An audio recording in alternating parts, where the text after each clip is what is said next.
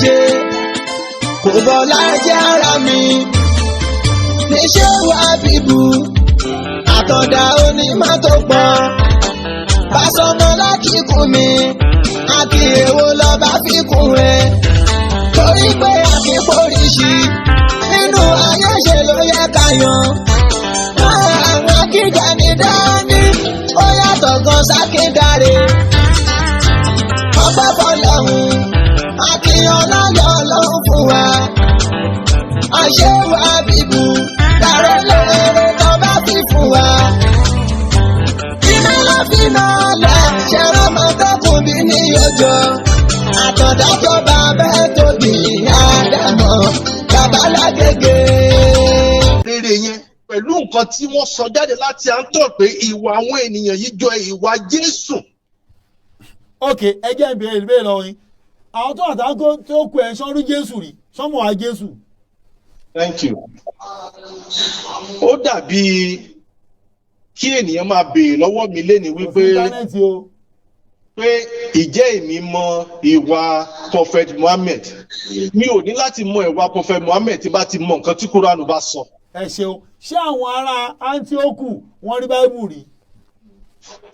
Now nínú iṣẹ́ tí Jésù ṣe kó àwọn ọmọ ẹ̀yìn jọ ni wípé kí wọ́n lè jáde láti lọ ru òyìn iṣẹ́ Ọlọ́run kò dẹ̀ sí bí ènìyàn nígbà tẹ́ ẹ bá lọ́mọṣẹ́ nígbà tẹ́ ẹ bá láwọn àfáàsì nígbà ṣe rí nínú ìwà yín sà nínú ìwà yín tí wọ́n bá jáde. ẹ̀rọ o Jésù rán wọn lọ sí Antioku o nígbà tó wà kò rán wọn jáde o. ẹ sà ṣe mọ̀ pé ṣe bẹ́ẹ̀ náà mọ̀ náà. ọ̀rọ̀ Paul yàtọ̀ láàrin àwọn disciple. Paul ó ṣe disciple Jésù ṣé wọn náà méjìlá àti Jésù ránṣẹ́ ìgbà lòun dé. ẹ sà ṣe nígbà tí Judas Iscariot kú sà. He was replaced. alájẹ kò ní tó jọ ẹ má gbé ẹ wá o lọ́dọ̀ ta ni Paul náà ṣe place yẹn lájẹ. ẹ sà ṣe rí nǹkan kan tí mi ò kàn fẹ́ ni òun ni argument. argument kọ́ intention ẹ bẹ́ẹ̀ kọ́ ló ṣe rí ni ọ̀rọ̀ ìmọ̀ là ń sọ yìí bẹ́ẹ̀ kọ́ ló ṣe rárá Paul ò rí Jésù tó fi kúrò láyé. Paul ò rí àwa mọ̀ wípé Paul ò rí. ẹ wá wo ìgbà tó lóun rí Jésù irọ́ ló tún pa. ṣé mo fẹ́ kò sí ń bẹ̀. irọ́ àjọ ọ̀nà báìbù làjọ máa jẹ́ báìbù ló sọ bẹ́ẹ̀ kú parọ́. ó yẹ ìjọba wa ṣí síta sà. ẹja wo conversion Paul nínú Acts chapter 7 chapter 9 verse 3 to 7 verse 3 to 7. Mike yìí òṣìṣẹ́ mọ́ nínú problem tí mo ní kà sókè ńgbà yẹn Acts 9 verse 3 to 7. ẹ máa gbọ́ o Acts chapter 9 verse 3 to 7 ẹ máa gbọ́ o ó sì ṣe bí òun ti ń lọ ó súnmọ́ etí Damasku lójijì láti ọ̀run wá ìmọ́lẹ̀ ńlá yí ká Paul ṣubú lulẹ̀ ó sì gbọ́ ohùn tí ó ń fọ̀ sí wípé ó gbọ́ ohùn pé Sọ́ọ̀lù èé ṣe kí ló tó ń ṣe kà fún mi ó sì wí pé ó dá lóhùn pé wọ́n ta ni.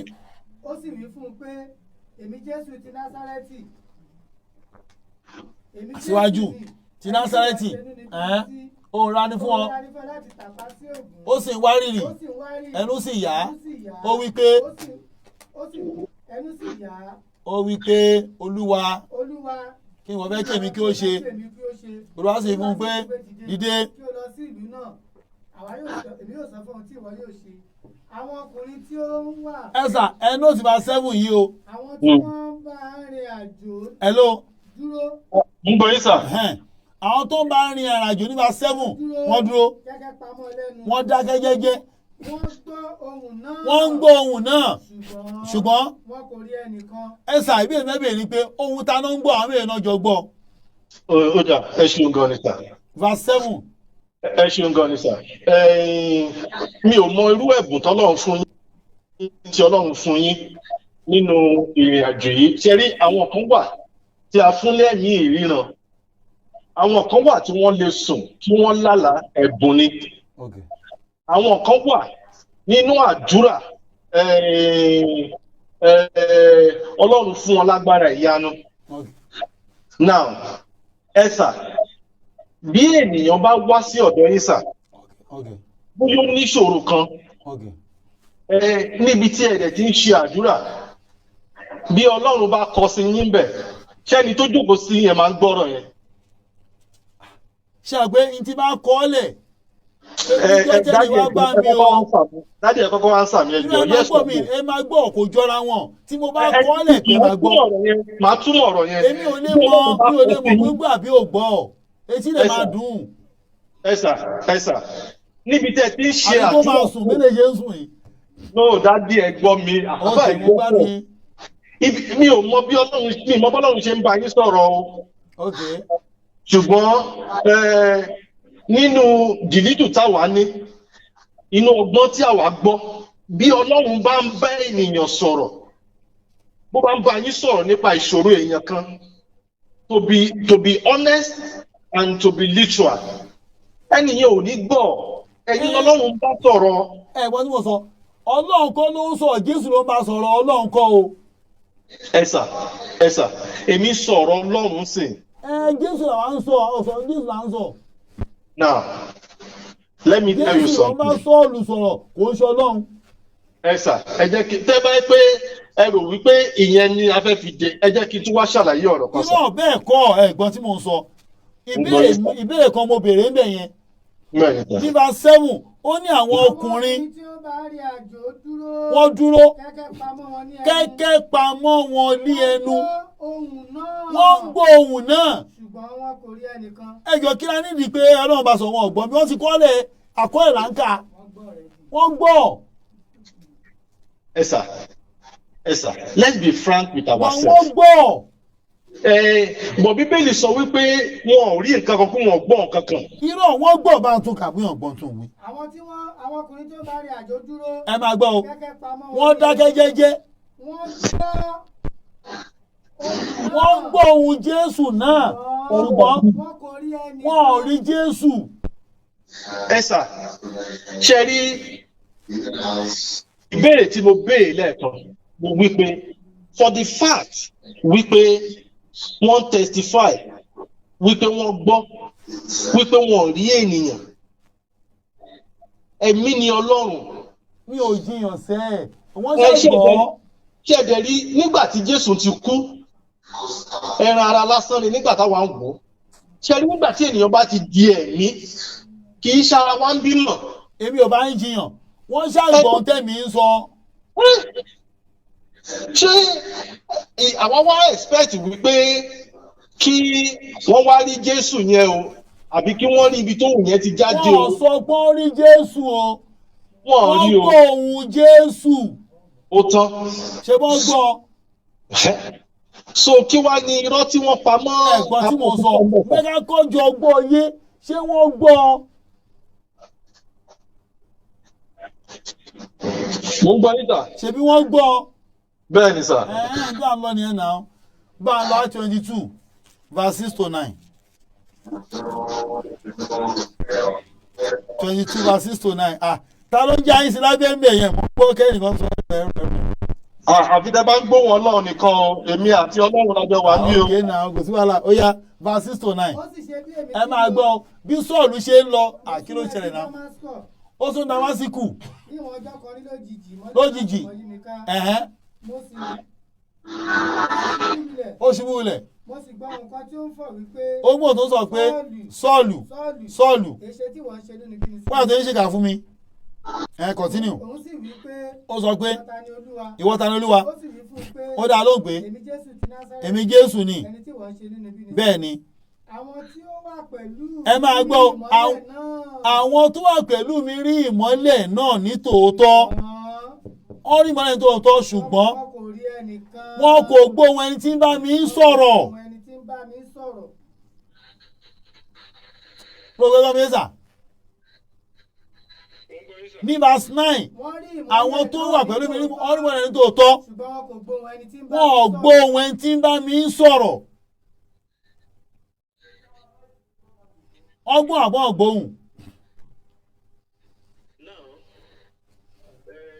ṣe rí nǹkan kan ni mo fẹ́ jẹ́ kó yé wa nínú ẹ̀kọ́ yẹn sà. ẹ tí ìdàmí náà mi tí mo ń lọ o. ṣe rí bí ènìyàn bá wà nínú ìṣòro kan sà. ok. tó bá wà nínú ìpayà. ok. tí n bá rí nǹkan tí àwọn àgbàlagbà wọn ní tọmọdé bá débi ẹrù wọn lẹ́rù máa bà. dandan nìyẹn. ẹ rí ọmọ tó bá débi ẹrù tẹ́rù bá bà ẹ̀sà kábàkàbà ló máa sọ. ẹ̀sà kábàkàbà ni. kábàkàbà bò ó. ẹ ṣe rí ẹ̀rù yẹn lásán. ìmísí ọlọ́run ni. èmi sọ̀rọ̀ nípa àwọn tó ń tẹ̀lé ni.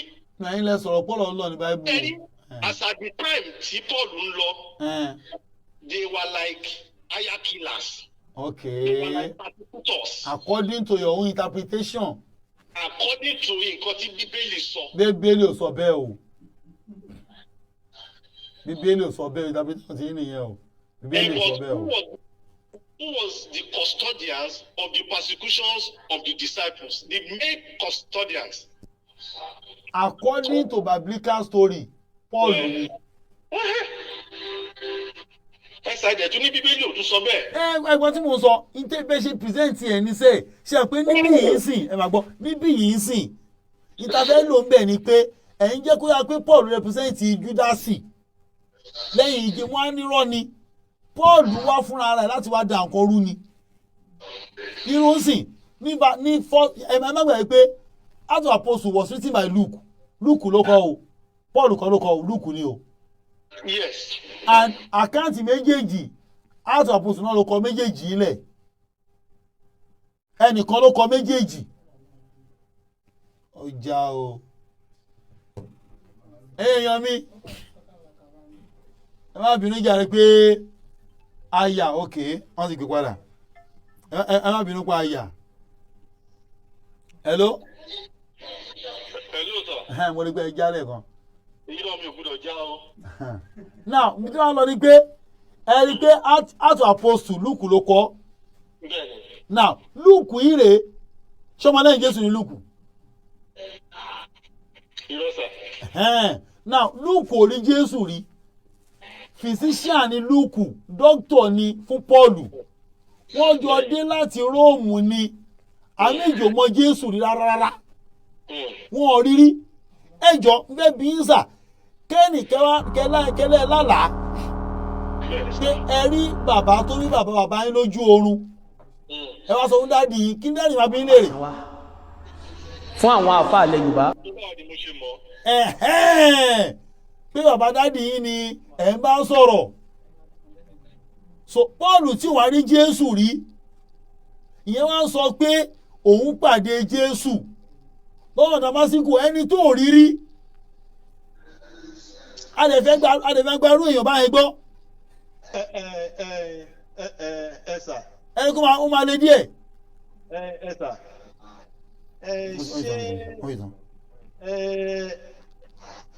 nǹkan tí ẹ fi yé wa ni wípé because the oldest scripture majorly I think the oldest scriptures in the New Testament after the death of Jesus was about 50-something or 60-something years later.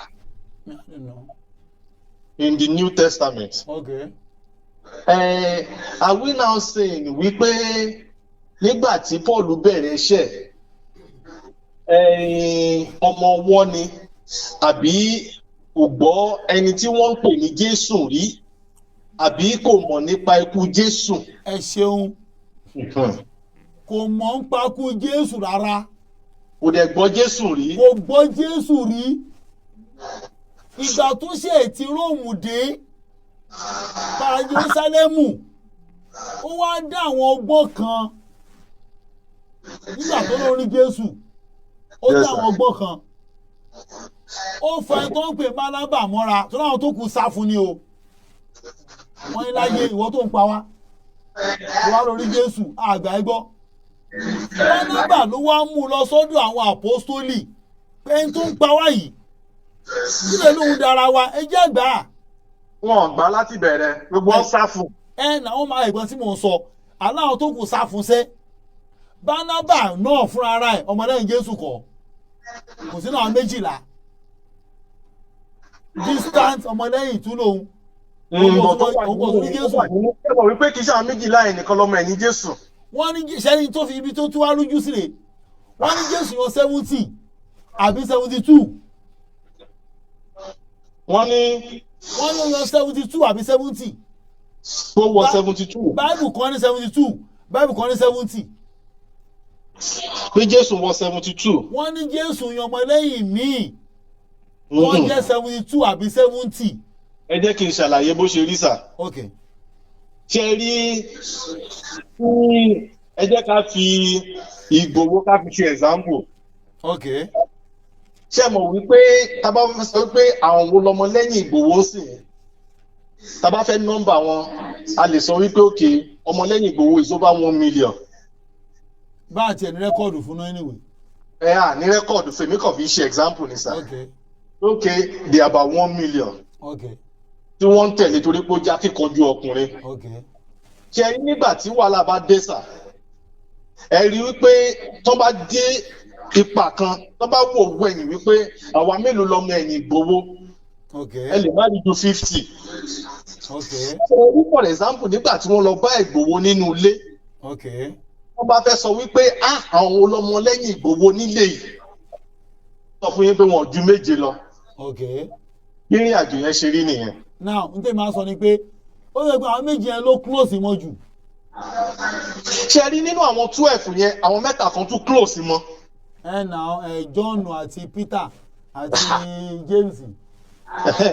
so kí ibo la fẹ́ fi àwọn yòókù sí. now ìbéèrè táwọn ń bi ní tì ní pé nígbà Jésù máa bẹ̀rẹ̀ iṣẹ́ ìránṣẹ́ ẹ̀. yes sir. àwọn 12 ló ránṣẹ́ ó dẹ̀ fún wọn ní task ibi tó ò gbọ́dọ̀ lọ lẹ́yìn tí Jésù kú tán ni Paul gba task míì tó ní Jésù rán sí ogbàgbà láyé àwọn ẹlẹ́yìn Jésù kò kúrò ní Ísírẹ́lì tó fi kúrò láyé ó dẹ̀ tó yẹ kó gbé ẹ má kúrò ní Ísírẹ́lì o tí màá fi dé o a lè ṣe retí ẹ̀ wọ́n lè ti kúrò ní Ísírẹ́lì already ayédè tún retí Jésù again. even Peter gan padà lọ bẹ̀rẹ̀ sí ń pẹja. náà gbà tí ò sí jẹ́ mọ́ kò sí iṣẹ́ mọ́ náà ọ̀gá ti kú wọ́n lè ti ń pa àwọn ẹlẹ́yìn ọ̀gá tó máa kọ́ gbéra ni wọ́n ní choice. ṣe rí iṣẹ́ Ọlọ́run ò lè bàjẹ́ o. ẹ̀gbọ́n tí mò ń sọ ṣe rí Pọ́ọ̀lù kò sínú picture rárá. Pọ́ọ̀lù gbé mission mi wọlé entirely ni bí tí mò ń lọ nìyẹn. èmi ò wá ní agree lórí yẹn reason bí. ẹ ṣe máa agree rè Paul sọ ọ̀kan ní Hebrew chapter 6 verse 1 ẹ kà lọ́dọ̀ yín bẹ́ẹ̀ kí bá mi ta pété Hebrew 6 verse 1 and 2. Hebrew 6 verse 1 and 2 kí bá mi ta pété ẹgbọ́n tó wí ẹgbọ́n gbé nǹkan mi wá entirely ni. 1 and 2. bẹ́ẹ̀ ni. ó ní therefore leaving the principle of the doctrine of Christ. Let us unto perfection. Now, about 2 men. Yes, I just can't go. Okay. Not lying again. Not laying the foundation of repentance from dead work. Àwọn iṣẹ́ tí ò lérè. Àwọn iṣẹ́ Farisí tẹ́ máa fẹnu sọ tẹ́ ẹ̀ ní ṣe. Ó ní and of faith toward God. Verse 2 wá ní pé ó ní of the baptism and of laying of hand and of resurrections of the dead and of the eternal judgment, and this we do if God permits. Ṣé ẹ rí pé gbogbo nǹkan tó ṣe ń sọ ọ́nbẹ̀ yẹn Ọlọ́run ló ṣe ń fi ti gbogbo iṣẹ́ yẹn lẹ́yìn. Ẹ̀gbọ́n tó wí ẹ jẹ́ nǹkan Yorùbá ó ní nítorí náà ẹ jẹ́ fi ìpìlẹ̀ ṣe the elementary doctrine of Christ and go to perfection. Ó ní ká gbé ìpìlẹ̀ ṣe ẹ̀kọ́ Jésù ká gbé tì ká lọ kíké ẹjọ́ èwo ló fẹ́ pé méjèèjì wọ́n tún lọ ṣe nígbà tó ń béèrè lọ́wọ́ Jésù sà. ok Wọ́n ní nínú gbogbo àwọn òfin wọ̀nyí pé èwo gan ni kókó nínú ẹ̀. ok kí ló wá wí. Jésù ní ìfẹ́ ó lóun nìkan. bẹ́ẹ̀ kọ́ gbọ́dọ̀ rí ẹwà ẹ̀mí rí ẹwà.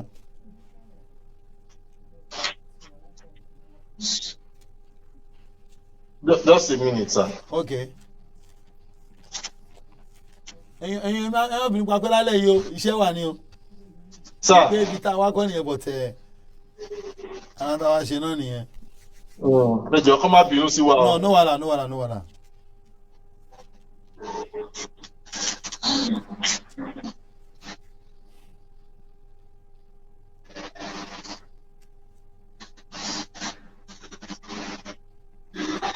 Mo ń try àti get ẹsẹ̀ ẹni sá. ok no problem.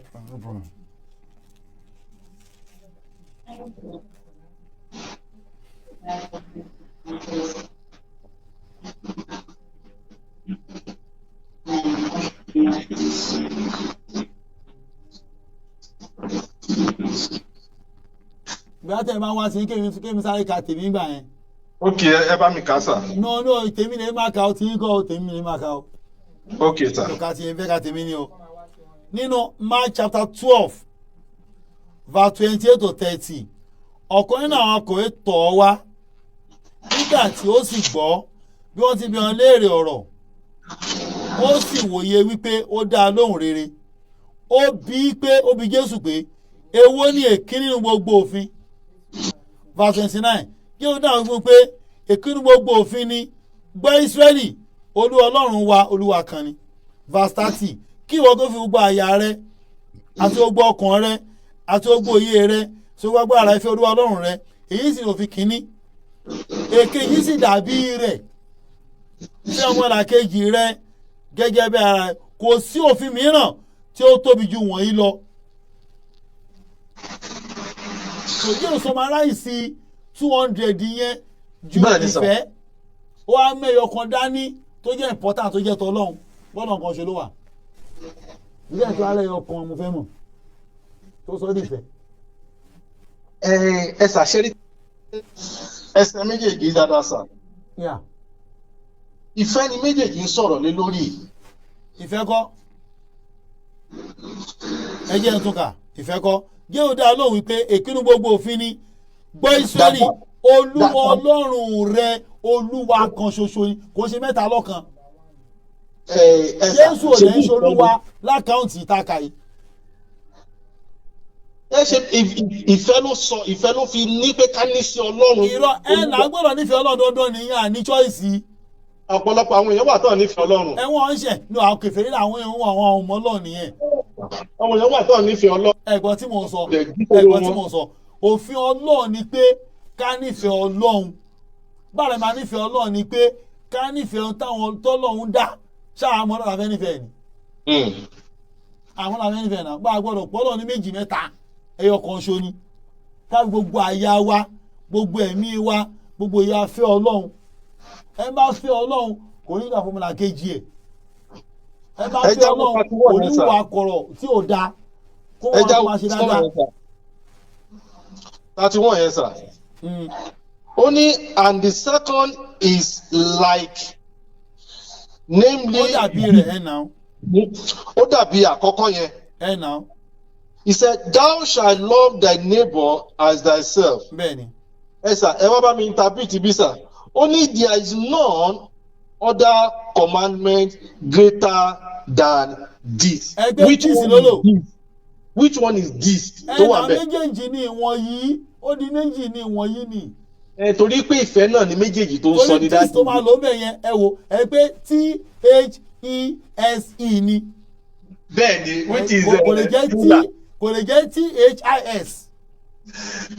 Ṣé ní méjì lórí fàásì? Kò yẹ ọkàn. Ìfẹ́ kan náà ni. Ìkọ̀kan náà kọ̀, wọn kì í lo THESE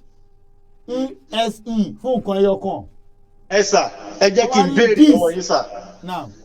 Bí ènìyàn bá ní ìfẹ́ Ọlọ́run ní òtítọ́, won't that love be transferred brethren around him?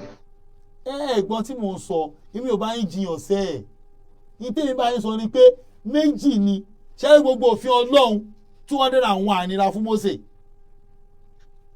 ẹyọ kan orí ẹ̀ ni pé Ọlọ́run ẹyọ kan ṣo ló wà ṣẹ́rí má pààyàn má ṣèkà má parọ́ ó sọ máa ṣẹ̀ sí ẹyọ kan gbogbo 200 wá sọ́dọ̀ ẹyọ kan ìyẹn ni pé fẹ́ mọ́ra kejì rẹ̀ tó lọ́ máa kẹ́ má jalè ẹ̀ lè jalè Ọlọ́run náà bẹ́ẹ̀ni owó mọ́ra kejì ló máa jí ló máa fi ṣẹ́ lọ́hùn má yẹ pàǹṣágà Ọlọ́run lọ́mọ tó fẹ́ bá sùn dépò ẹ̀rọ bá sùn ìyàwó ẹ̀ ló máa ṣẹ́ lọ́hùn nítorí sọ gangan nìyẹn tí bá lè ṣe fúnra ara ẹ ṣe fún mọ́ra kejì tó bá lè má fi lọ ẹlòmíì ó sọ máa láìsí ẹni kò sọ́dọ̀ ẹ̀kan méjì náà ni ìkan tọ́lọ́run ìkan tàwé èèyàn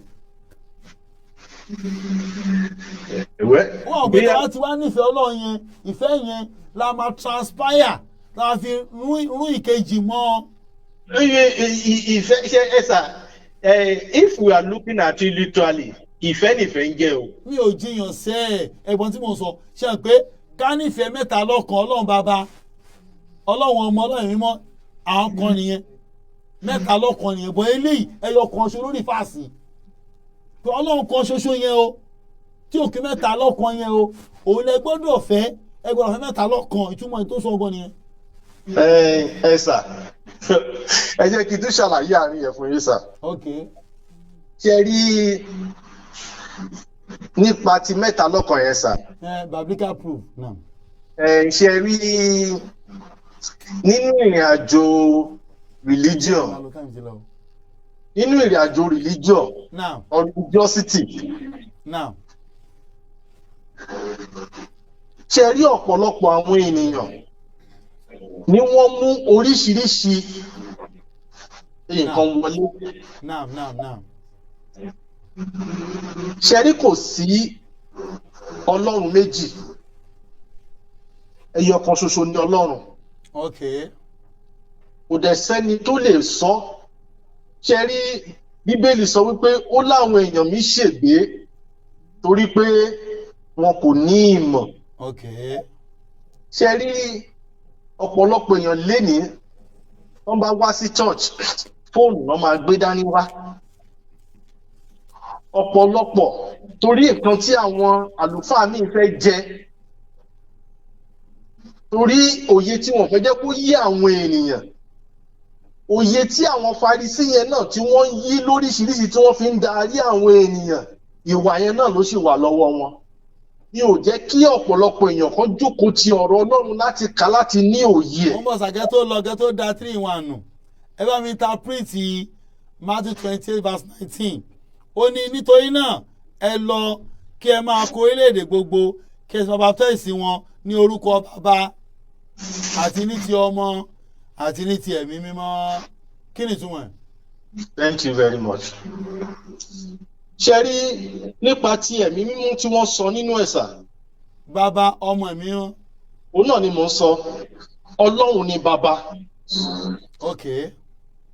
ẹ̀mí tó ń ṣiṣẹ́ nínú ènìyàn for example sir ṣe nígbà tí Ọlọ́run gba ọtí lọ́wọ́ mi tó gba àgbèrè over 7-9 years back now. lóòótọ́ ní gbogbo ìgbà tí máa ṣe àwọn kinní yẹn ó máa ń jẹ́ nǹkan ìríra sí mi. mo dẹ̀ mọ̀ wípé ẹ̀mí kan ló ń ṣe iṣẹ́ torí kò nọ́mà kéèyàn ṣe láti January 1st di 31st kò dẹ̀ gba owó kò dẹ̀ forí lé ilé oníbíẹ̀. it's not normal. ẹ̀mí kan ló ń ṣe iṣẹ́ yẹn. ṣe nígbà tí Ọlọ́run dẹ̀ máa gba ògo ẹ̀mí kan náà ló lò láti ìsídà wípé ó lé ẹ̀mí ti bí jáde ọ̀ èmi fi àyè sílẹ̀ fún Ọlọ́run láti gbé inú mi torí wípé kí ni ibi tí Ọlọ́run wà orí ìtẹ́ ló wà kì í dìde kúrò ńbẹ̀. Ọlọ́run ò kì í wá wípé òun fẹ́ wá jókòó ibi tí Ọlọ́run wà orí ìtẹ́ ló wà ńbẹ̀. bí ẹ̀mí bá wá láti jẹ́ kí n jẹ́ ènìyàn rere kì í ṣe nípa ti ara ni mo fi jẹ́ ènìyàn rere kì í ṣe nípa mímọ̀ ṣe mi ni mo fi stop ọtí àbí ni mo fi stop àgbèrè bí kò ṣe nípa àánú àti ẹ̀mí Ọlọ́run. ṣé ẹ gbọ́ mi sà ṣé ẹ rí ẹ̀mí tí ó ń ṣe rere nínú ẹ̀dá òun ni wọ́n ń rì fáà sí àṣẹ ẹ̀mí mímọ́ àwọn ènìyàn ni wọ́n interpret wípé ẹ̀mí mímọ́ kan ẹ̀mí mímọ́ kì í ṣe ọlọ́run o ẹ̀mí ọlọ́run ni ẹ̀mí mímọ́ tó ń jáde láti lọ tú ayé àwọn ènìyàn ṣe. ẹ̀sà bóná ti rí ọlọ́run bàbá ọlọ́run ọmọ ọlọ́run mímọ́. ṣe rí torí wípé Jésù understand wípé wíwá sáyé òun kọ́ ló ń ṣe iṣẹ́ yẹn bí kò ṣe ọlọ́run ẹ̀mí mímọ́ ọlọ́run tó ń gbé inú òun. bí kò sí ni ẹ jẹ́ kí n lò wípé tó kàn jẹ́ wípé mi lè lo àwọn màláìkà ni torí wọ́n kéré sí ìrìn àjò yẹn ọlọ́run kọ́ ló dé dìde lórí ìtẹ́ ló wá ń gbénu Jésù bó tilẹ̀ jẹ́ wípé wọ́n sọ wípé ọlọ́run wá nípa fífi ara hàn láàrin àwọn ènìyàn ọlọ́run wà lórí ìtẹ́ ẹ̀mí mímọ́ ọlọ́run ló bá rin ìrìn àjò yẹn lásán ẹ̀mí mímọ́ yẹn ló dẹ̀ máa ń bẹ́ ènìyàn rin ìrìn àjò mi mọ nǹkan tí Islam máa interpret ẹ̀ sí ṣùgbọ́n ẹ̀mí kan wà tó jẹ́ ẹ̀mí rere tó bá Jésù rin ìrìn àjò yẹn and that was the spirit he was referring to as the Holy Spirit. Holy Spirit is just an English name holy ẹ̀mí tó jẹ́ mímọ́. They said the God of the Father, the God of the Son, and the God of the Holy Spirit. Ẹ̀mí tó ń ṣe iṣẹ́ yẹn ẹ̀mí yẹn ò dáràn ara ẹ̀ níṣẹ́ níbi tó ti ń bọ̀. Nípa agbára kan lẹ̀mí yẹn ti dìde ló fi wá bá Jésù ṣe iṣẹ́ náà. Ẹ tí gẹ́gẹ́ ibi tí mo ń lọ o ṣé lóòótọ́ Ọlọ́run ni ẹ̀mí yẹn náà Ọlọ́run bàbá Ọlọ́run ọmọ Ọlọ́run ẹ̀mí mímọ́ sọ́nà làmẹ́ẹ̀dá. Ẹ ṣàjẹ́ kí n sáré lo. torí bí tẹ́ ń tu lọ yẹn ẹ ti ń gbọ́ mí nìyẹn. Ẹ jẹ́ kí n sáré lo àpèjúwe kan sà. Okay. For example bóyá ọmọ yín fẹ́ yàwó nídìílé ọba. Okay. Ẹ gbọ́ mi yé sà. Okay. Ọba tó lọ síbi ìgbéyàwó yẹn pé of course ọba kò ní lè wá síbẹ̀. Okay. Wọ́n ní kí wọ́n gbé àpá àṣẹ ọba yẹn sà. Okay. Wọ́n ní kí wọ́n gbé tẹ̀lé ọmọ yẹn. Okay. In the literary meaning, what does that sword represent? It represents the king. Ẹ̀ṣẹ̀lẹ̀ láàrin èèyàn gẹ́gẹ́ bí mentality wa. Ó represent the king. Ẹ wá mọ tó wá ṣẹlẹ̀ kò wá represent ẹ̀ fully. Torí tó bá jọba ló wá di ìjókòó ẹ̀ wọ́n máa dọ̀bálẹ̀ fún ni. A ní dọ̀bálẹ̀ fún ọ̀pá. Ṣé gbọ́ bá tó ló wá yẹn ọ̀pá lásán ló wá. Ṣé rí gbà tí wọ́n sọ wípé Ọlọ́run bàbá Ọlọ́run ọmọ Ọlọ́run. Ṣé rí nígbà tó sọ pé Ọlọ́run ọmọ yẹn wọ́n sọ wípé ọmọ yẹn ni Ọlọ́run yẹn o. Wọ́n ní Ọlọ́run ti Ọlọ́run mímọ́. Wọ́n ní Ọlọ́run ti ọmọ yẹn ni o. Irọ́ o. Ọlọ́run tó fi ọmọ yẹn rán níṣẹ́ ni o kì í ṣe pé. Ọlọ́run bàbá Ọlọ́run ọmọ Ọlọ́run ẹ̀mí mímọ́. Ẹ̀sà òye tí àwọn èèyàn fi ń kà nìyẹn kì í ṣe nǹkan tí Ọlọ́run tún fún àwa nìyẹn. Kò jẹ́ sínú Báíbù rárá kò sínú Báíbù rárá ni. Ìkàn ń ṣe nǹkan tí Ọlọ́run tún fún àwa nìyẹn. Báíbù ò tiẹ̀ sọ bẹ́ẹ̀ ni wọ́n fẹ́ẹ́ sọ lásán ni. Ọlọ́run bàbá Ọlọ́run ọmọ Ọlọ́run mìíràn kò sínú Báíbù. Bí ènìyàn bá ń sọ for example sìn ó dàbí àwa tí ìjọ wa fèsì ìlà oòrùn ṣé dọ̀sámì wípé tá a bá ti ń forí balẹ̀ pé oòrùn yẹn là ń forí balẹ̀ fún ni irọ́. Bọ̀ ẹ ti ẹ̀ dúró ná níbo ìṣẹ̀lẹ̀ ti rí ọ́dà nínú báàgì wọn fèsì oòrùn. Ẹ sà nínú ìrìn àjò Old Testament yẹn sà. Okay. Tẹ́ bá wo bí àwọn synagogue yẹn ṣe wà. Ẹgbẹ́ àwọn tó fèsì oòrùn gbà yẹn àwọn tó ń bọ oòrùn ní o nínú Ezekiel. Ẹ sà à ń sọ synagogue ni o à sọ àwọn pagan àti abọ̀rìṣà o. Aláwọn tó fèsì oòrùn jọ́nà lọ wọ́n ń bọ oòrùn ni. Àwọn tó ń ṣe ẹ̀sìn ìbẹ̀rẹ̀ oṣù ẹ̀sìn tí Ọlọ́run pa láṣẹ fún wọn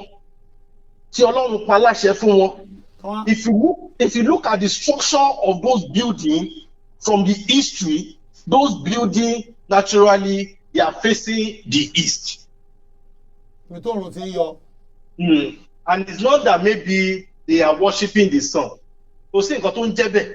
Ẹ̀gbọ́n tí mo sọ direction yẹn níbo lè rí ẹ ṣé Bible Jésù ló sọ bẹ́ẹ̀ náà ẹ báwo. Mo náà pé Christian wọn lẹ́yìn Jésù ni Christian. mo lè rí àpé Jésù ní kó máa fèsì oòrùn. ṣé ẹ̀yin náà wò nígbà tí Jésù sọ wípé nínú ìwé Isaiah 60 from verse 1. Jésù ló sọ̀nù Àìsáyà o, ìwé Àìsáyà nìyẹn o. mo ń sọ kankan bẹ̀rẹ̀ ni ṣé o pé Jésù padà ká ọ̀rọ̀ yẹn tó sọ wípé he was saying that has been called, there was a way tí Jésù ṣe ka ọ̀rọ̀ yẹn nígbà tí ó ń ka ọ̀rọ̀ yẹn nínú synagogue when he was reading that script. It was that same Isaiah that he was. Isaiah 61 nìyẹn. Gbọ́ mi sà, it was that same Isaiah that Jesus was reading. That is Isaiah 61 nìyẹn láti verse 1. Okay, now ìjọba ń bẹ lára mi. bẹ́ẹ̀ ni ṣé mo wí pé Jésù padà ka ọ̀rọ̀ yẹn. ẹ ó wà nù Matthew náà. ọ̀rọ̀ ẹ̀jẹ̀ ni Jésù fi mọ̀ wípé àsìkò yẹn ti tó fún iṣẹ́ yẹn wípé òun gan ni ọ̀rọ̀ yẹn ń bá wí. àbí ìyẹn number 1. kẹrí number 2 nínú ìwé Matthew 4 nínú ìwé Matthew 4 nígbà tó lọ sí orí òkè yẹn sà. tí ẹ bá wo ìrìn àjò tó ń rìn nínú ẹ̀mí pẹ̀lú àṣetánì wọ́n fi yé wa wípé. inú ẹ̀mí kọ́ o physical body ni o, inú ẹ̀mí kọ́ o. ẹ sà kò sí nǹkan tó ń jẹ́ physical body ń bẹ̀. ṣé káàkà. ẹ gbé síta. Matthew 4 physical body ni o. níbo physical body kẹ̀. physical body ni òun rè o. kì í ṣe physical body o ìrìn àjò inú ẹ̀mí ni o. tó bá jẹ́ inú ẹ̀mí ebi ò nípa Jésù náà òun rè. òun rè Matthew 4 láti verse 1. ẹsà ẹjọ kẹtó ka ọ̀rọ̀ yẹn sà ẹsà ẹjọ kẹtó ka ọ̀rọ̀ yẹn sà ẹsà ẹjọ kẹtó ka sà tí bá ń gbà àwẹ̀ sà tí bá ń gbà àwẹ̀ tí àwẹ̀ yẹn bá dẹ̀ ti ní mí lára dé level kan tí mo dẹ̀ mọ̀ wípé àkókò àwẹ̀ yìí ò tí ì tó ṣe mọ̀ pé nínú àwẹ̀ fún àwa either Muslim or Christian gbogbo ìgbà ni àṣetánì máa gbé oríṣiríṣi èrò wá ẹni tó máa ní kó má gbà wá sọ fún kó má gbà wẹ̀. ṣe wá rí àwẹ̀ tẹ́yìn gbà yín ò lákọọ́lẹ̀. mo tún rí fáàsì. iṣẹ́ àwẹ̀. ẹ sà ní Christianity kò sẹ́ni tó ní bí Christianity gbà wẹ̀ 40 days o. àti pé wọ́n ṣe gbàgbọ́ bí yóò ṣe gbàgbọ́ náà ṣe gbà náà. ẹ yé kó gbogbo àpapọ̀ isi òyì ọ̀rọ̀ yìí bó ṣe yí oníkálukú sí ọ̀tọ̀ọ̀tọ̀. ok àṣẹlẹ́mà ok now ok. ẹ sà kì í ṣe wípé àṣẹlẹ́mà no. no àṣẹlẹ́mà ni. irọ́ o. ẹ ló bá àṣẹlẹ́mà. ẹ sà is not àṣẹlẹ́mà no kí n sọ wípé ẹni tó rí àánú gbà níwájú Ọlọ́run. àṣẹlẹ́mà. kì í ṣe ẹ̀sìn ẹ mẹ́sìn kúrò nínú ẹ̀ ẹ mú ìjọ gbogbo religion level yẹn kúrò nínú ẹ̀. ìyẹn ṣe má ti fọ ọmọ ẹ torí bẹ́ẹ̀ ṣe ń gbàwẹ̀ tí bẹ́ẹ̀ ìlànà Jésù kọ́ nìyẹn o. Jésù ò ní kẹ́nìbọ̀dì gbàwẹ̀ o àtọwọ́dá làwẹ̀ oníkálukú. ó sọ bẹ́ẹ̀ ẹgbọ́n tó sọ ni nígbà tó wà lẹ́jì Jésù ẹgbẹ́ mẹ́rin ẹ̀wà tó wà lẹ́jì Jésù pé ìwọ ń gbàwẹ̀ àwọn ọmọlẹ́yìn ń jẹun ó ní bàtà tí máa sọ pé kí àwọn ọmọlẹ́yìn máa gbàwẹ̀ nígbà tọkọ ẹ̀ wà láàrin wọn tó bá lọ tó wá gba tiwọn ẹgbẹ́ mẹ́rin ẹ̀wà. mo mọ yẹn. ó ní kẹ́ gbàwẹ̀ ẹ̀ṣẹ̀ nígbàwẹ̀ ẹ̀ṣẹ̀ nígbàwẹ̀ dandan ni ẹ̀ṣẹ̀ nígbàwẹ̀. ẹ sà kò ní kí wọ́n lọ gbàwẹ̀ 40 days o. ìṣẹ̀bí 40 days ní Jésù gbà náà. Jésù ò ní kí wọ́n lọ gbàwẹ̀ 40 days o. ẹ̀gbọ́n tí mò ń sọ àwẹ̀ ní Jésù gbà wọ́n wà lẹ́jì Jésù pé ìwọ ń gbà ọmọlẹ́yìn ẹ̀ ń jẹun ọ̀sán. ẹ sà. ó wá ní pé ẹ ṣe máa bí ẹ̀kọ́ gbàwẹ̀ nígbà tóun wà láyé wọ́n ṣe máa gbàwẹ̀ pé tóun bá lọ tó wá gbà á. ẹ sà ẹjọ́ àwẹ̀ 40 days 40 nights yẹn bó ni Jésù ti gbà á sà. Matthew chapter 4 verse 1 to 4. ṣáwọn ọmọ ẹ̀yìn ẹ̀ wà ń bẹ́ẹ̀ ni sà. wọn sì ń bẹ́ẹ̀. ṣáwọn Farisí wà ń bẹ́ẹ̀ ni sà. wọn sì ń bẹ́ẹ̀ bọ́ ọmọ kó gbàwẹ̀. Jésù ò sọ fún wọn. ọmọ kó gbogbo àjáde sí wọn náà. Jésù ò sọ fún wọn wípé gbà tó ń lọ sórí òkú fẹ́ lọ gbàwẹ̀ ni o wọ́n lẹ́mìí mímọ́ Ọlọ́run darí ẹ̀ lọ sórí òkú. lẹ́yìn tó gbàwẹ̀ tán ni o. ibi ẹ̀kọ́ ló ti ẹ máa gbọ́ òun rèé Matthew 4 láti verse 1 ó ní nígbà náà ni a darí Jésù sí ijù láti ọwọ́ ẹ̀mí láti dán an wò lọ́wọ́ èṣù nígbà tí ó ti gba àwẹ̀ ogójì ọ̀sán àti ogójì òru ó kó gbà àwẹ̀ náà lẹ́yìn tó gbà àwẹ̀ tán lọ́lọ́run ṣe wàá darí ẹ̀ ságejù ó kó gbà àwẹ̀ ní gbòòrò kó tó bá ságejù ni. ẹsẹ̀ ẹ̀túnkayọ̀ ó ní then was Jesus led up the spirit into wilderness to be tempted of the devil. Exactly. He had been led into the wilderness. That is the first verse of that Bible. ẹ máa gbọ́ ẹgbẹ́ den ló lò nígbà náà ṣẹgbẹ́ den ló lò ń bẹ̀ yẹn nígbà dájú èsì wọn ti kọjá. No. òun rẹ̀ máa gbọ́ tó bá kọ́ verse 2 ó ní nígbà tí ó sì ti gbà àwẹ̀ lẹ́yìn tó gbà àwẹ̀. Ní wilderness ni o. irọ́ wilderness kan o. Ẹ ṣàbóyá ká iṣẹ́ tí lánàá version Bible síbẹ̀. ok ẹ jẹ́ ẹ ṣe báyìí ẹ jẹ́ ká good news náà bóyá a tún clear ń bọ̀ ẹ jẹ́ wá good news Bible wa ẹ jẹ́ sáré gbé good news Bible wa bóyá English a tún clear. Torí ṣe rí tí n bá sọ pé then does then mean past tense? Of course. No. It means past tense. Oh God. Rè. For example, then Jesus was led by the Spirit into the desert to be tempted by the devil after fasting. Ẹ sà, ẹ̀yin náà gbọ́ nǹkan tó sọ náà. Lẹ́yìn tó ti gba àwẹ̀. That was not what the Bible is saying here. Níyàtọ̀ irọ́. Den náà ló ń bẹ̀ den ni. Ẹ sà, ṣe rí ẹgbẹ́ òyìnbó yẹn dáadáa o. Ẹ nà den. Ẹ jẹ́ kí n ṣàlàyé. Ṣe rí nígbà tí ó ní wọ́n ti rán lọ sínú aginjù. Led up by the Holy Spirit into the wilderness to be tempted by the devil. And when he had fasted. Ṣebí past tense náà ṣì ń sọ fún wa. Lẹ́yìn tó ti gba àwẹ̀ ní. Ní wilderness ni wọ́n sọ sà. Lẹ́yìn tó ti gba àwẹ̀. Ní wilderness. Ìyá wilderness kọ́ sẹ́. Ẹ sà. Wilderness kọ́. Irọ́. Àní wilderness kọ́ ló ti gba àwẹ̀. Ẹ sà. Ṣé ó wà ní òkè wà ní wilderness for 40 and 40 nights? Yes. Without the disciples. Yes. Ó ṣẹlẹ̀ rí. Nínú ayé tá a wà yìí, ní ayé tá a wà yìí. Jésù lè wà ń bẹ̀ fúnra ara ẹ̀ lóòn. Káwọn lẹ́yìn wọn wà ń ta. Ẹ sà. Wọ́n fẹ́ gbà wẹ̀ ní 40 days kó má rí. Ẹ sà. Ní ayé tá a wà yìí, àwọn èèyàn ṣì ń gba 40 days. Bírí 40 days. Ọlọ́gbọ́n wọn lè gbà wọ́n máa kú láyé gbà kíni. 40 days. Láì máa jẹ for 40 days. And 40 nights. Days and nights ni o. Bẹ́ẹ̀ ni o. That's 24/7. Ẹ sà, ibi tẹ́yìn bá gbé. Ẹ sà, ibi tẹ́yìn mọ̀ wípé nígbà tí à ń sọ̀rọ̀ worship ń sìn, ẹni kò sí Kristẹni kankan tó ń worship. Ṣé ibi tẹ́yìn rí délẹ̀ yín mọ́ o? Irọ́ ẹ̀gbọ́n tí even worship tẹ́yìn ń sọ Jésù kọ́ ló fi lélẹ̀. Ọ̀rọ̀ sáàmù rẹ̀ ló ń kà. Ọmọ náà Jésù dẹ̀ lẹ́yìn. Ẹ sà, ẹ gbọ́ mi yé dáadáa. Kò sí Kristẹni tó lè wà bí kò bá ṣe ní ti Ọlọ́run tó lè lóun tẹ̀lé Jésù àbí nǹkan kan. Ẹ̀gbọ́n tí mo sọ even kí Kristẹni tẹ̀lé Jésù gan ó tún ṣe mistake.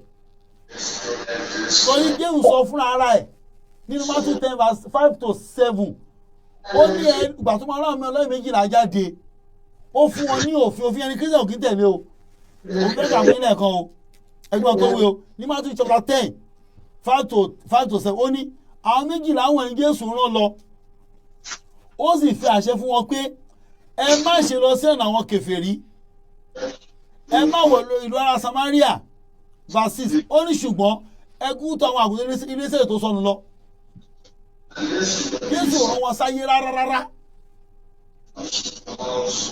tí kí sẹ́wọ́n kú ọ̀ràn wọn lẹ́yìn Jésù lòun kò possible. Ẹ sà mi ó dàbí to me ṣe rí bí ọ̀rọ̀ Bíbélì ṣe ibi tí ẹ understand yẹ sí. ẹ bá mi tú àárín. First and foremost ẹ wò gbà tí wọ́n béèrè lọ́wọ́ Jésù pé kó kọ́ wọn mọ́ ṣe ń gbàdúrà. Okay. Báwo ni Jésù ṣe kọ́ wọn bó ṣe ń gbàdúrà? Báwo ló kọ́ wọn? Ó ní bàbá wa tó ń bẹ ní ọ̀run. Okay. Kí a bọ̀wọ̀ fún orúkọ mímọ́ rẹ̀. Okay. Ó ní kí ìjọba rẹ̀ dé. Okay. Ìfẹ́ tirẹ̀. Ṣé ẹ rí wípé evangelism ló ń ṣe fún wa? Ó ń preach fún wa ń bẹ̀ yẹn ni. Ó ní ìfẹ́ tirẹ̀ ni ká ṣe ní ayé bí wọ́n ti ṣe ní ọ̀run. Ó ní fún wa lóúnjẹ ọjọ́ wa lónìí. Ó ní kó sì dárí ẹ̀ṣẹ̀ wa jì wá. Ẹ̀ṣẹ̀ àbí gbèsè? Ẹ̀ṣẹ̀ ẹ̀ṣẹ̀ ni o. Gbèsè ni o. Ẹ̀ṣẹ̀ ni. Gbèsè ni sẹ́. Oríṣiríṣi àti gbèsè. Ẹ̀ṣẹ̀ àṣẹ wọ́n ń dárí ìgbèsè èèyàn. Ṣé yàn jẹ gbèsè lọ́dọ̀ Ọlọ́run ni? Báwo la máa bí èmi kọ́ ẹ̀jẹ̀ mi léèrè? Wíṣí gbogbo nǹkan kan jẹ́rí ṣé yàn jẹ gbèsè lọ́dọ̀ Ọlọ́run ni? Èmi ò mọ̀ sẹ́. Ó ní dárí ẹ̀ṣẹ̀ wa jì wá. Dárí gbèsè wa jì wá. Bóyá gbé sábà pé ẹ ti kà kan fún mi bí tí mo ní rọ́pẹ́lẹ̀ tó wà lọ́dọ̀ mi ó dàbó fẹ́ yàtọ̀ díẹ̀. Even tọ̀dọ̀ yín gan bó ṣe wà gangan nìyẹn. Ó ní forgive us our sin. Forgive us our debt. Okay, ṣé ó ní nígbà tó ní forgive us our debt bí a ṣe ń ṣe kí ni sa o? Báyìí dájà tó jẹ́ à ń gbèsè. Bá a ṣe dáríjì àwọn onígbèsè wa. Bẹ́ẹ̀ni. Bọ̀ fẹ́ mẹ́rin wá fún yín ni o. Bọ̀ àdúrà Olúwa Matthew chapter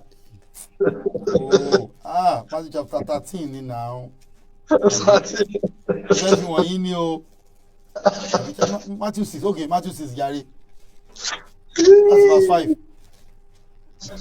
Ó yẹ ẹṣí mẹ́ kẹ́ni wọ̀n pé gbèsè ni kò ń ṣe nígbà náà blablabla.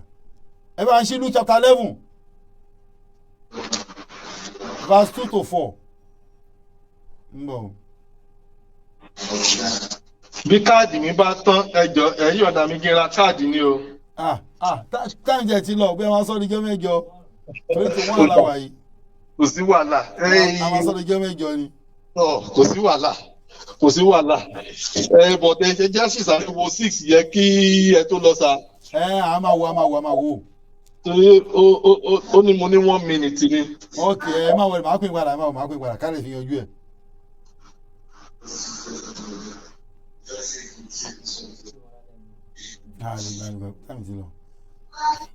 Ẹ wo Luke chapter 11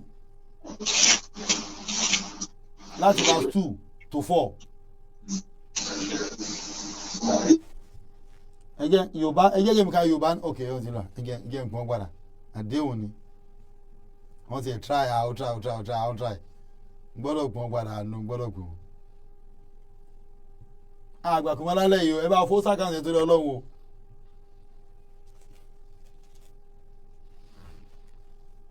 Ẹ̀yẹn jí náà má bínú wa ní pé máa lọ. Hello sir. Now ó yẹ ká má Luke chapter 11 verse 2 to 4. Matthew or Luke 11? Luke 11 2 to 4. Bá jẹ́ ká lo another one iṣẹ́ mọ̀ pé ìwé Luke ìwé alákọ̀wé ni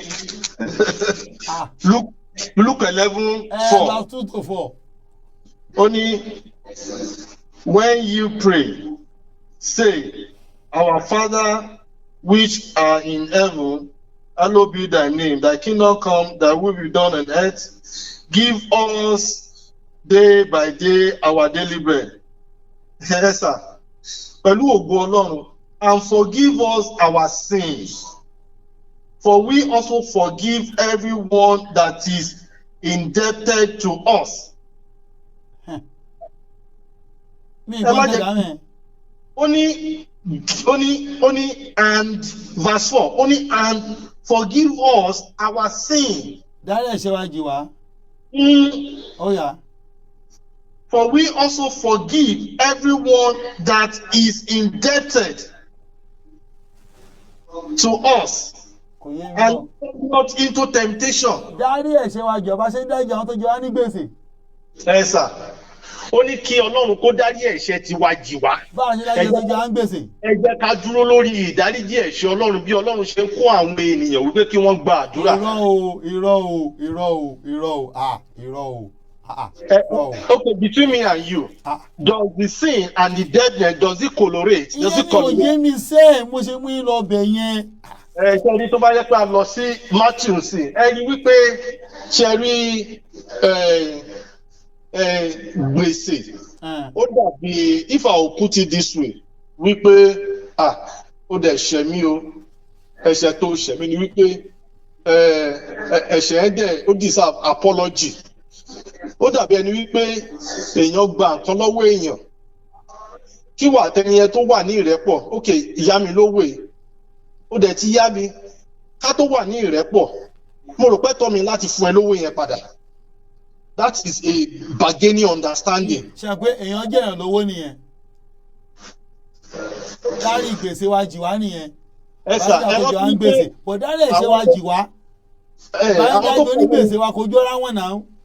wọ́n ìṣe ọlọ́run. èèyàn ń ṣe mí sìn ó parọ́ mọ́ mi kí n fẹ́ gbà lọ́wọ́ ẹ̀ mo dárí jì náà ni kọ́lọ́ lè bà dárí jì èmi náà ìyẹn wá jẹ mí lówó.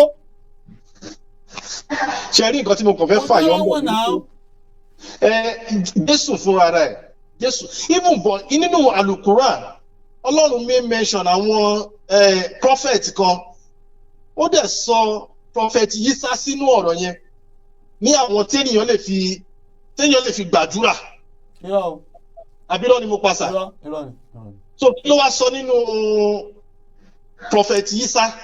Kò sẹ́ni tẹ́lẹ̀ ní gbàdúrà Ọlọ́run làwọn gbọ́dọ̀ kọjú àdúrà sí. Ó sọ̀rọ̀ nípa Mósè o ó sọ̀rọ̀ nípa. Ó kò ṣàlàyé ọlá tó ṣe fún kọ̀ọ̀kan wọn ni. Prophet Muhammad o. Mósè ní nǹkan báyìí àṣẹ Jésù ní nǹkan báyìí kò ní ká fún wọn gbàdúrà èèwọ̀ ni àgbọ̀dọ̀ fún wọn gbàdúrà èèyàn ni wọ́n nà. ẹ sà. ẹ mọ̀ sọ bẹ́ẹ̀ ẹni pé Jésù Bíbélì sọ̀rọ̀ kan ó sọ pé wọ́n tó wá nígbàgbọ́ tó wá gbọ́kàn lórúkọ Jésù kèfèrí ni wọ́n. ṣé wọ́n bẹ́ẹ̀. ló ń gbọ́ ìsà. mo ní báwo sọ pé ẹ bá gbàgbọ́ lórúkọ Jésù tó ń gbọ́kàn lé kèfèrí ló ń tọ̀hún. ṣe rí if we are going to look at it. gbogbo in Jesus name I pray kèfèrí ló ń tọ̀hún. literally sir. Literally, I keep saying it wípé ẹyọkan ni Ọlọ́run. Bí Jésù bá wá, tó máa sọ wípé ọmọ Ọlọ́run ni, ìgbà kan ni, àwo kan ni. Ẹdú kẹ tó kú ọmọ ẹ kẹ tó lọ. Ẹ bá ń ka Matthew John 10 verse 30 ẹ bá ń interpret. John 10:30. Yeah. Mo ń bọ̀ sá, okay, mo ti wà ń bẹ̀. John 10:30. Ó ní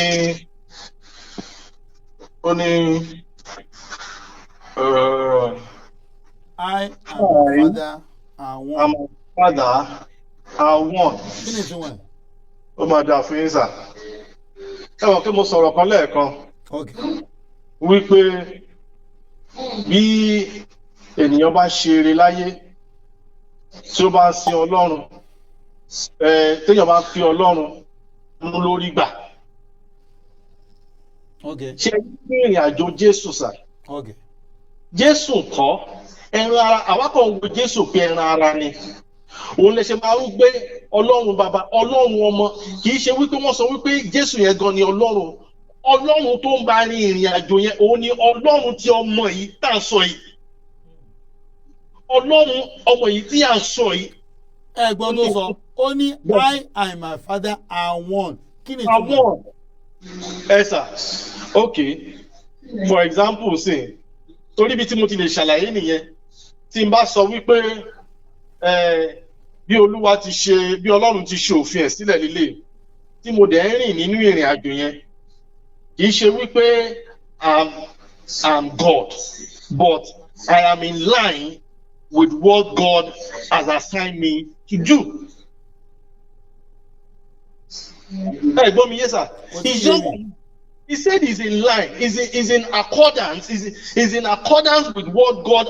If I said me and my God are one, means what I am doing, I'm not doing it on my own. I'm doing it based on what God has sent me to do. Okay. Ó mọ̀ pé Jésù wá complete mission Ọlọ́run láyé ni àbí? Yes, sir. Ló gẹ́gẹ́ bí nǹkan tí ìwé mímọ́ fi yé wa wípé òun ò wá láti wá yí àwọn òfin yé padà but for him to come and fulfill them. And ṣe rí inú ìrìn àjò ayé tá a wà yìí, nǹkan kan tí mo mọ̀ ni wípé bí Jésù ṣe ti fi ìfẹ́ hàn wípé ká dúró lórí ìfẹ́ yẹn, torí pé kí nínú ìfẹ́ yẹn òun la fi lè sin bàbá, òun la sì lè fi rí kí àdúrà wa jẹ́ ìtẹ́wọ́gbà níwájú ẹ̀. Nǹkan kan tí mo dì mú nìyẹn. Ìyẹn kan tẹ̀lé Jésù, ìyẹn kò tẹ̀lé Jésù. Ó bá ṣe wúlò. No, ṣẹ́rí mistake kan àtàwọn Christian máa ń ṣe. Ṣẹ́rí káàdùn àgbà kò ní nǹkan ṣe pẹ̀lú ọ̀rọ̀ ẹ̀sìn rárá. Ṣé gbọ́dọ̀ ìsàmì tó àdúrà? Àwọn tó ń bọ̀ ògùn tó ń bọ̀ yẹn ó yẹ kí ìyà jẹ wọn kúrin náà. Gbọ́ mi yé. Ẹ tó ní Facebook kò ṣe Christian kò ṣe Muslim náà. Tá ń lò yìí. Ó dẹ̀ lówó. Àdúrà ẹgbẹ́ òun live comfortably. Àwọn náà ń ṣẹ̀sìn gan àlówó tó. Àdúrà ẹ̀gbọ́n fẹ́ gbà tuntun alọ́kọ́ nìyẹn. Bill Gates bóyá lówó tó ṣé Muslim àbí Christian ni. Kò lọ́jọ́ ìgbà lọ́mọdé lájí. Àdúrà ẹ̀dẹ́gbà kò dẹ̀ mọ Jésù rí. Ṣé gbígbàdúà kò ní wọn pẹ̀lẹ́ sìn rárá. Ìtẹ́sí wà fún ní ká jogún ìjọba ọ̀run. Sọ̀yán gbogbo Jésù olówó kò tún ọ̀gbẹ́ Jésù special. Wọ́n ń pe Ògún, wọ́n ń pe Ọya, wọ́n dẹ̀ gùn mọ́tò wọn nílé lórí kò ní mínì.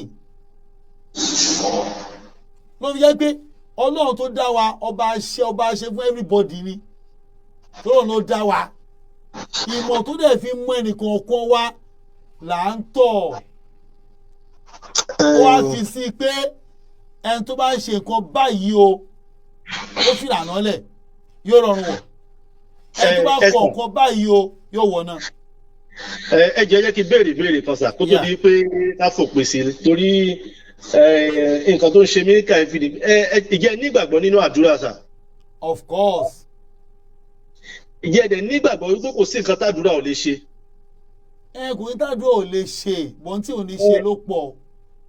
Sà ṣe rí eléyìí tí ò bá ṣe Ọlọ́run ò ṣe ni. Òun náà mò ń sọ sẹ́ẹ̀. Ìbẹ̀fẹ́ni tó lè mú sí. Náà kò dẹ̀ túmọ̀ pé ọ̀jẹ̀ musa bóyá Christian kọ́ lọ́n tó gbàdúrà ẹ̀. Ṣùgbọ́n ṣe rí ní àtètè kan ṣe sà. Mo máa ń sọ fáwọn èèyàn pé kò sí nǹkan tó ń jẹ́ àdúrà, ẹ̀ṣẹ̀ ló mú kádúrà kéèyàn wá bẹ̀rẹ̀ sí ńlá rí mọ́lẹ̀ wọn máa gbàdúrà.